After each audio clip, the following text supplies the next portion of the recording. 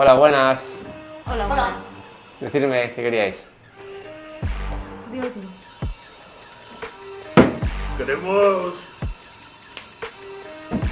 fotocopiar un folleto. Un folleto. Unos Darle la voz a folletos. Ana ha sido una buena idea. ¿Y tenéis el diseño? Bueno, Tenemos las fotos.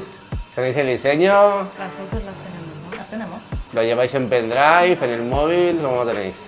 Lo tengo en el móvil, te lo puedo mandar a un correo. Sí. Pues mira, estoy aquí. Me lo mandáis y lo vemos. Muy bien, necesitamos que sea bastante confidencial. Bueno, pues nada. Si hablas, Eso pueden no- pasar cosas. Pues entonces vamos a dejarlo. No me fío de vosotros. No la cagues. ¿Vale? Bueno, va. A nosotros no nos rompe las bolas. Que tengo prisa. Venga, para casa. Campeones. Te podemos pagar muy bien.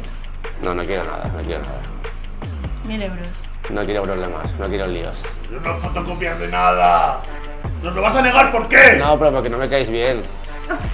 Habéis entrado un poquito de chulitos y ese tono no me gusta. ¿Tú sabes que le hemos cortado dedos a Peña por menos de lo que acabas de decir? Y yo he matado a la gente también. Entonces, Sobre todo a Bango. cuida conmigo también, que mato a gente. La No gente me que no suena me de cae nada. bien... La gente que no me cae bien puede tener problemas conmigo. Así que nada, chicos. Me contaron en la Venga. marca que había un asesino suelto. que A no casita que me voy a comer. Puede ser. ¿Crees que teníamos que acabar con él? Mejor no. Muy bien. Venga, hasta luego.